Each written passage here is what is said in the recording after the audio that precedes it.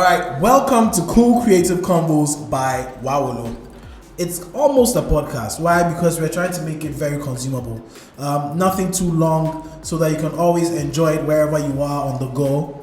We're looking at brand marketing and the creative space, trying to dissect all the work that goes in there, the industry, everything that comes with it. And hopefully you guys can engage with it, be entertained, and even learn a few things. Why are we doing this? That is a good question that I would like to start with. It's simple. Somebody needs to shine a light on all the great things that you guys are doing right now. It's really cool. I'm impressed. And I'm also obsessed with brands, especially local brands, and how they're being marketed and creative works of all kinds, really. My name is Kwabna. Sometimes they call me Jabin, and I'm a co-founder of Wawolo. I'll explain that as we go along. What we really want to achieve with this is to create awareness for the industry and exceptional individuals that are working in it. We want to bring some transparency in the way business is done and hopefully whip up some excitement for all the youngins who are trying to take this as a career path. I am excited about this. I hope I can transfer just a little bit of that excitement to you guys through this platform. So let's get interactive. Let us know what you want to hear, what you want us to talk about, and so on and so forth. Now, I keep saying we. That's because I am not alone. I am here with my good friend, my brother, Eli Daniel Wilson, and he brings with him a lot of insights in the space. So yeah, what's up? What's up, man? What's up? JVN, finally, right? We are here. Yeah. You know, we spoke about doing this for a minute. And I mean, it's been like a year and still nobody has done it. So if we don't do it, nobody's going to do it. So we are heeding to the call. I mean, I'm excited to be here. It's something we've spoken about. We do see the need that we document all of these exciting campaigns that are happening across our industry. I mean, personally, I think the industry is not as fun as it could be. Brands are being too careful. Nobody's doing anything radical. I haven't seen any guerrilla marketing that will get everybody talking. Yeah. But anyway, that's just me, right? That's just me. I mean, so that's what we are going to be doing out here. We want to have a conversation about who is pushing the envelope when it comes to exciting brand campaigns. Who is doing magic without budget? I mean, let's see. If you have budget, you could always do a lot of things. But who is doing the most with the little they have? And that's the kind of conversation we want to have here. So we'll get behind the campaigns. We'll try and bring on here the people who are actually, doing it to get into their minds and see what were you thinking when you thought this was a good idea, and were you so sure that this was going to land? So this should be fun. I mean, stick and stay. Yes, let's get started. Let's talk about influencer marketing. And to me, you're a boss in influencer marketing with your experience with Hoopro and all the main influencer campaigns that you've done over the years. We just want to find out a few things, and we really hope you can help us. So my first question that I want to get in is, how does one get to call him or herself an influencer? Now, is there a magic number that you have to have? Should you have something that, something special about the way you put out your content? Something that, you can just flex with and just now call yourself an influencer? Because I desperately need to change my bio. So tell me, how does this go? Fundamentally, we are all influencers. I mean, if you post something on your WhatsApp status today, there's a good chance 5 to 10 people would reply and say, hey, what's up? What's this about? And if you were selling a shoe and you put it on there and somebody bought the shoe because you posted it, that's influence. However, in the influencer marketing space, we've just managed to segment it and put a lot of definitions to the different levels of influencers. I mean, of course, it's influence, so there's levels to it.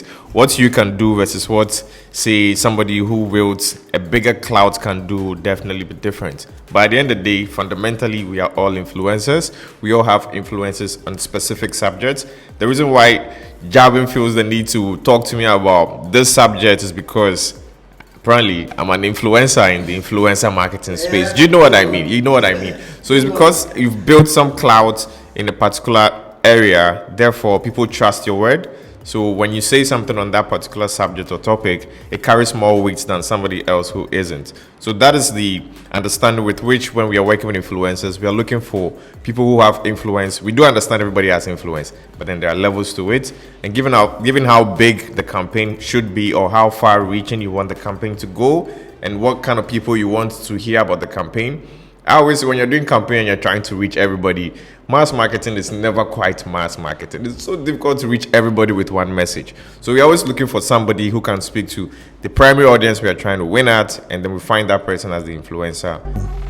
I like what you said, that everyone is an influencer, and I get it. I get that point. But listen, I don't have influencer as part of my bio, even though after this I'll probably do that and change it.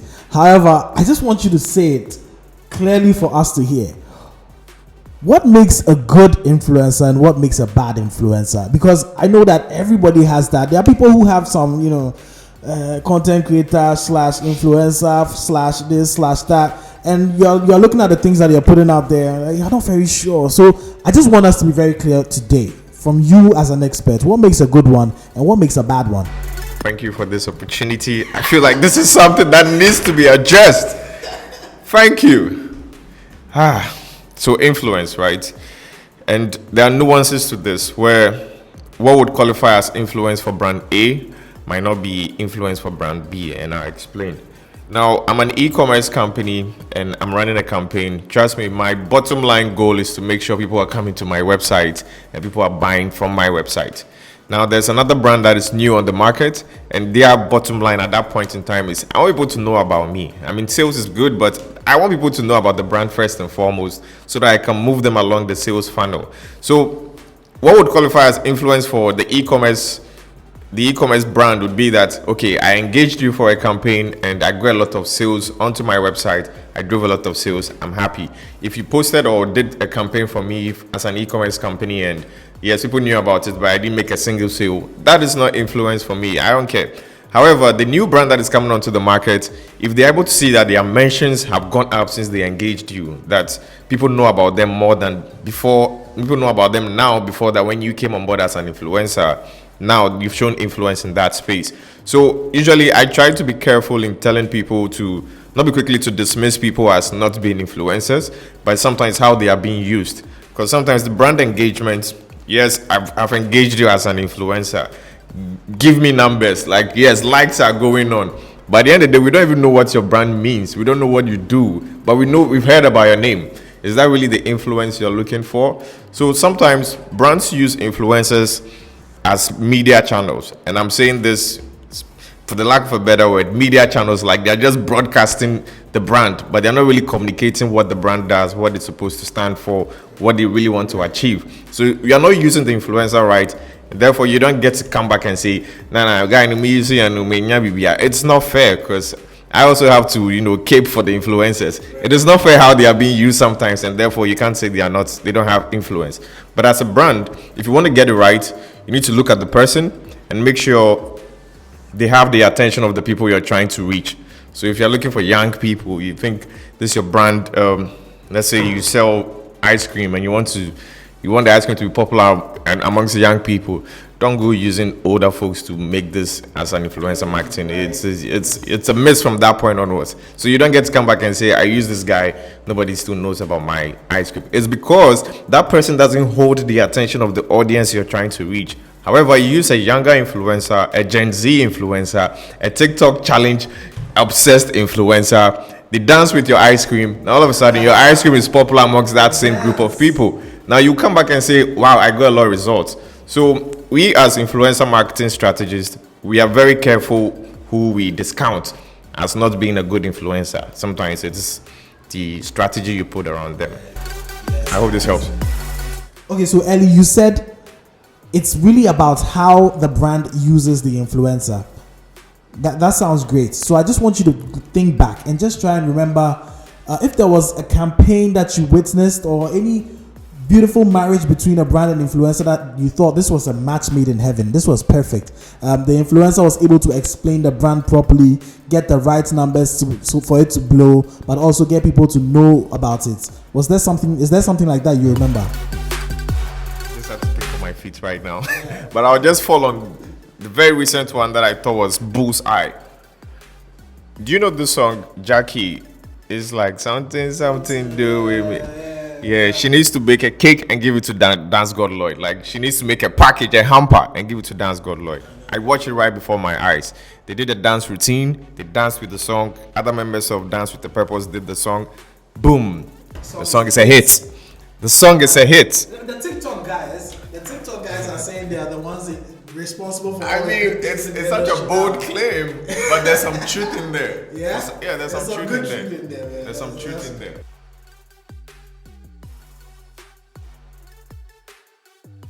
Okay, so now I'm going to get you to do something that you would rather not do. I know, but you have to do this for us.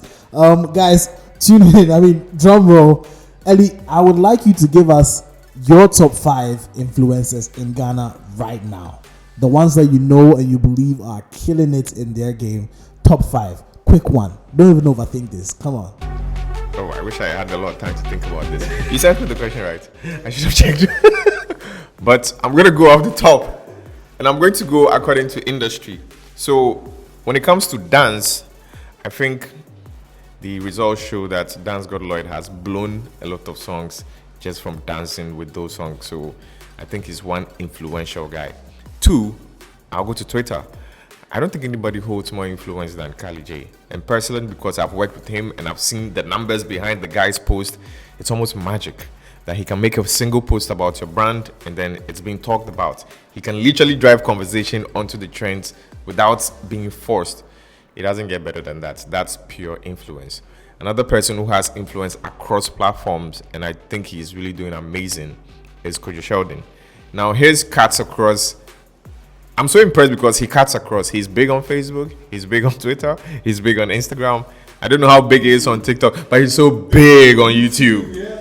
So if you beat him on, let's say Kali Joe beat him on Twitter, but he's not matching, he's not seeing him on Facebook. He's not going to see him on YouTube. He's not going to see him on Instagram. So he's my number 3 most influential person. And I feel like I'm having a very masculine list. Yeah. So let me just, let me just, no Manel. I support the No Manel campaign. So yes, let me mix it up. My 4th would be Jacqueline Mensah. I think she needs to go to the next level, right? I mean, when she came, I don't know whether she was hungry, so the content was fresh, it was good, it was funny. But yes, she still got it. She still got the numbers. She still has the numbers. Yeah, she still has the numbers. And then my final one would probably be a political business influencer. I would say John Dumelo. I also witnessed how he used to do some influencer campaign for Betika, and I've also seen how he drives conversation in a Greek. It's all organic, and he's leveraging on his clout to drive influence. It's very yes. So bonus Shatawale. SM has mad influence on social. So these are my top of mind based on industry, based on platform. Great. So up to now we've been talking about the influencers. Do you think there are any brands out there that are killing it in the way they're doing things with influencers, like how they're engaging influencers to promote their work, their campaigns? Are there any brands that stand out in the way they do their stuff? Interestingly, this same brand, they got it wrong on one campaign, from my opinion. Like, they get it right most of the time, but then they got it wrong on one campaign. It's Diageo. Diageo invests a lot. This is a hot take, right? It is. This is a hot take. So I do know they have a lot of budget for influencer marketing, and sometimes you observe that they put a lot of that budget behind one specific brand. So you might see that this year they're going heavy on Origin. All the influencers are doing things with Origin.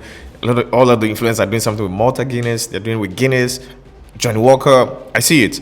So if there's any brand that gets it, I mean, they are even putting in effort. And one thing that I'll give them props for is they doing it the ethical way. A lot of people, ideally, let me just take a second to speak about this. Ethical influencer marketing requires that you disclose that this is a paid for promo or a paid for post. You do not get to post something that you've been paid for or engaged as an influencer, and you do not disclose that it's a brand partnership, it's an ad. It's wrong. You are supposed to disclose that this is a paid for ad or a paid for promo with a hashtag. Diageo gets it right every time.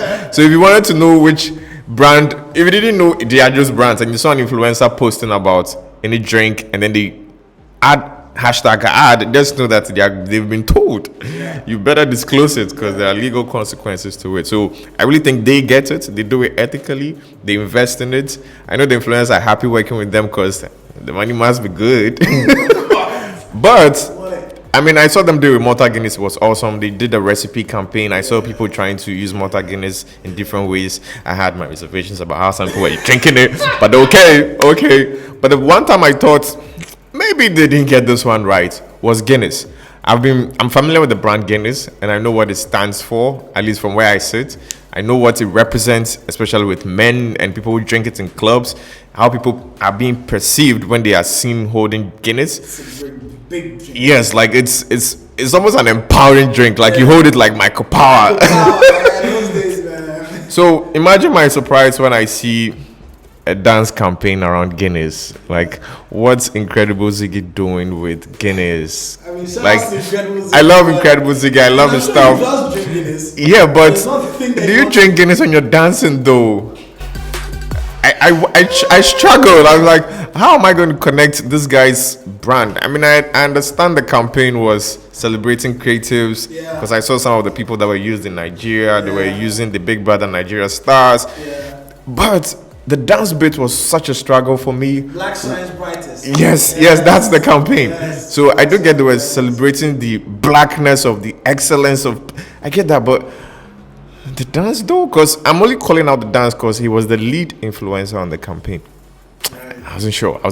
So maybe the next time we invite Abena Trapper or Wilma to come and tell us what was going on there. Like what was going on there? Help us understand. So those are it's the same people that get it right, and it was the same time I thought they didn't get it right. Yeah, but about the dance though, I have to tell you that everything. Maybe you can help. Like, what was going on there? I know Guinness. We don't dance when we drink Guinness. No, but see, it came with an era. There's an era where the Africanism was high. Back So when why the dance Absence was talking leading? about Africanicity. Yes. Everybody's in it, and when it comes to that, when you try to put like imagery to it, you see a few things that run in, like the colors, the dance. It's those things that we consider African, and maybe they just wanted to plug into that same level. But I get it. If I drink Guinness, I'm not dancing really energetically. That's more Malta Maybe Guinness. Malta Guinness, yes. But Guinness dance.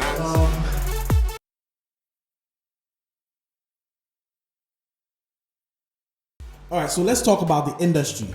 I have two questions for you. One, what's next for the industry? And number two, can you tell anyone who wants to be an influencer or who wants to be in this whole influencer marketing business something that they can use to guide themselves? People want to be. There are people who are starting their careers, people who are growing their pages every day just so they can become influencers. Something that you can tell them as nuggets that they can take back and then utilize, so that they're not doing this in a vacuum, or they're not doing this out of just vibes, but then with something to go by. So help us with this. Yes. If you're an influencer and you're listening to me, please take a pen and paper. Take a pen and paper. This might do you a lot of good. Learn. So now the media space has evolved so much. I mean, thankfully, I have experience working with a media brand, and I can tell you that sometimes I see individuals command more attention than a whole media house. Now, what that tells you is the influence and where the attention is has shifted. Before, you had to wait till 7 p.m. to listen to news. Not anymore. You can get the news from your favorite influencer or favorite person on the internet. They can literally tweet it and you have the information, right? So the power has shifted from big organizations to individuals. That is the era of media we are in now.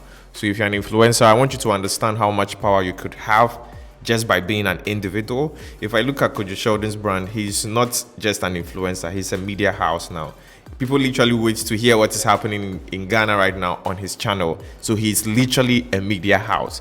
So the future for influencers, see yourself as an outlet, like a media house, like an institution. Like TV3. Like you could be bigger than TV3. There are people who are bigger than some of our media houses here. I kid you not. Like a Kali J tweet could go farther and quicker than before a radio station puts together a 7 p.m. news. He's already far ahead. He's gotten all the 10,000 retweets, millions of impressions before a radio puts a microphone in front of a presenter to say, this is the news for today. So the power has shifted so much from media houses, and it's coming to individuals and influencers. So if you want to do this, please do it right, because now the budget is going to come to you. All those media buying budget that goes to traditional media, it is coming to you. They will come to you and say, I want you to be the mouthpiece for my brand, and you can charge top dollar for it. So if you're an influencer and you have aspirations of being a good influencer, please, the job big.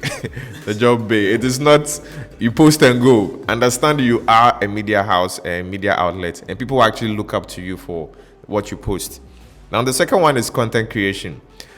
Oh God, thank God for technology, right? The kind of content you people seek to do on social media and you take for granted, you should know before. You need a media house, you need a whole production, you need cameramen, you need a big editing bench, you need an audio team, you need a crew to pull off some of the skits you guys do like just on your phone.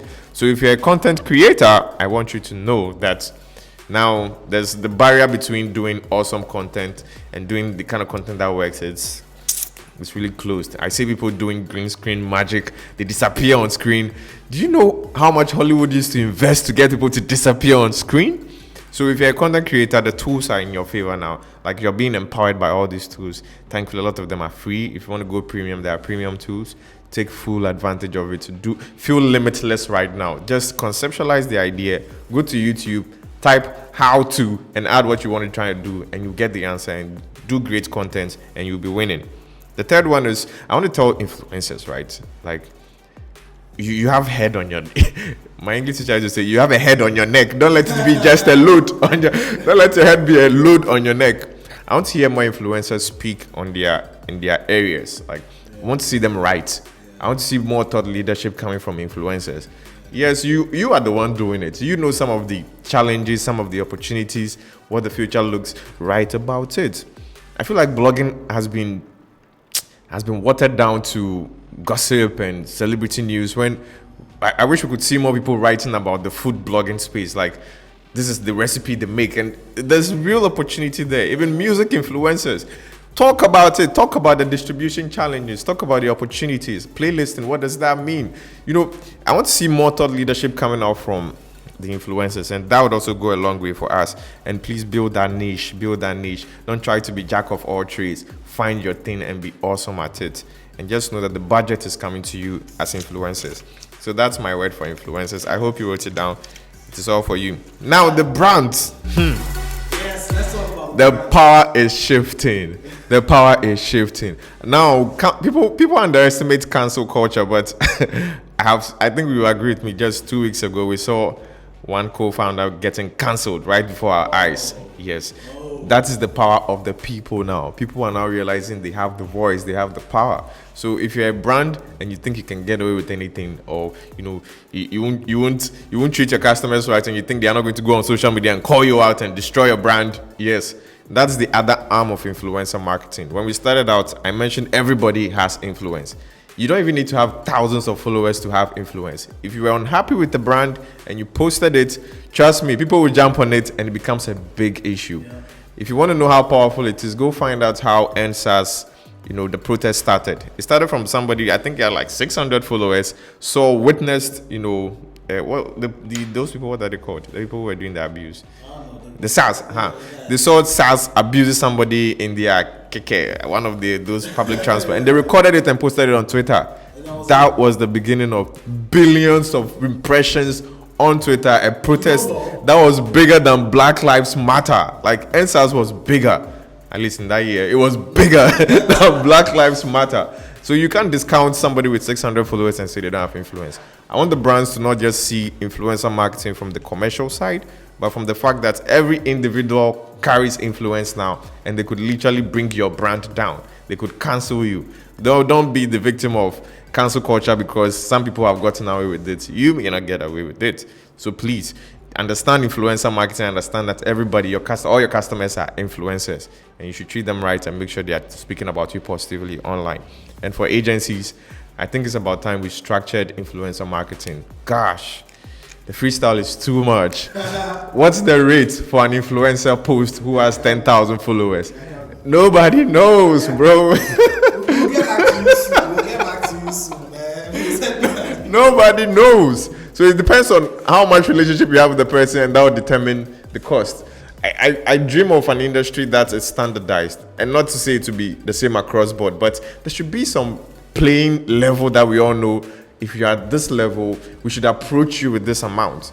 Because I like to think of myself as I'm advocating for the influencers more so than the brands and agencies. Influencers would like you to approach them with meaningful budgets. Like, don't come and ask for 10 posts and say, I'll give you 100 cedis per post. If you're running a Facebook ad, especially looking at the dollar rates, you won't get the same results. So let's stop trying to shortchange the influencers and try and get them to also give them their best. I want to see agencies organizing more master classes just so the influencers also get this engagement right. Like, the industry is so young and it's all over the place, and we are all stakeholders in the industry. We should all come to a point where, we are not just trying to use the influencers, but we are providing value to them. And then when they're also doing campaigns, they are getting it right, so that the brands are also getting the most out of their campaigns. Everybody wins that way.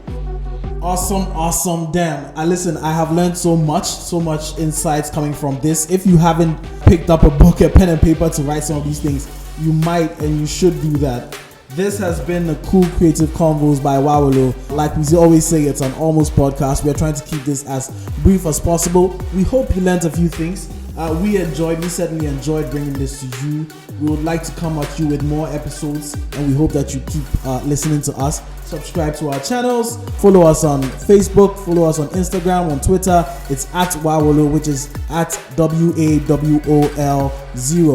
We really look forward to hearing from you in terms of what you think, what do you want us to talk about. But until then, it's been us, it's been myself, Jabin, and my brother Ellie. We shall be here next time.